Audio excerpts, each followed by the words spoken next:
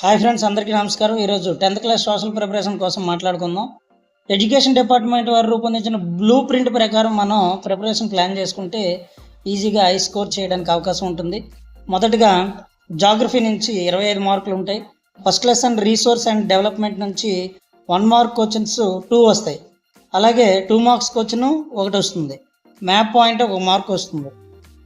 So first లెసన్లో మీరు 1 mark and 2 marks and map pointing మీద ఫోకస్ చేయాలి.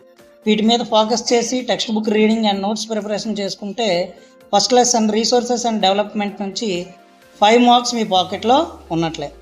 నెక్స్ట్ సెకండ్ లెసన్ చూడండి. Second lesson forest and wildlife నుంచి 4 మార్క్స్ క్వశ్చన్ 1 వస్తుంది. కనుక ఈ లెసన్లో 4 మార్క్స్ క్వశ్చన్కి ఆన్సర్స్ ప్రిపేర్ చేసుకునేలా text book reading and notes preparation చేసుకుంటే సెకండ్ లెసన్ నుంచి 4 మార్క్స్ మీ గుప్పిట్లో ఉన్నట్లే.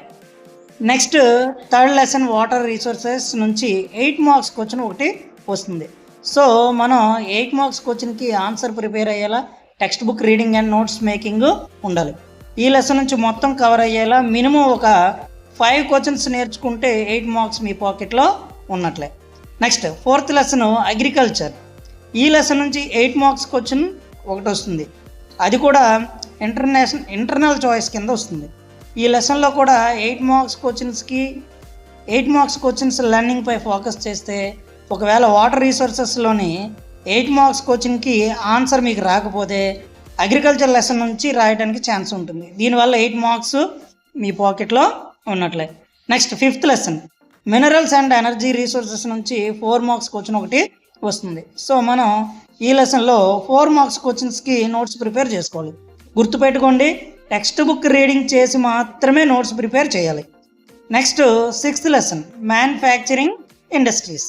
ఈ లెసన్ నుంచి 1 mark question 1, 2 marks question 1, map pointing నుంచి 1 మార్కు వస్తుంది. ఈ లెసన్ నుంచి వీటి మీద ఫోకస్ చేసి నోట్స్ ప్రిపరేషన్ అండ్ లెర్నింగ్ అనేది ఉండాలి.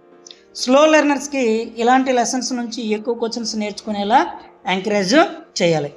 Next seventh lesson life lines of national economy నుంచి మ్యాప్ పాయింటింగ్పై 2 మార్క్స్ ఉంటాయి.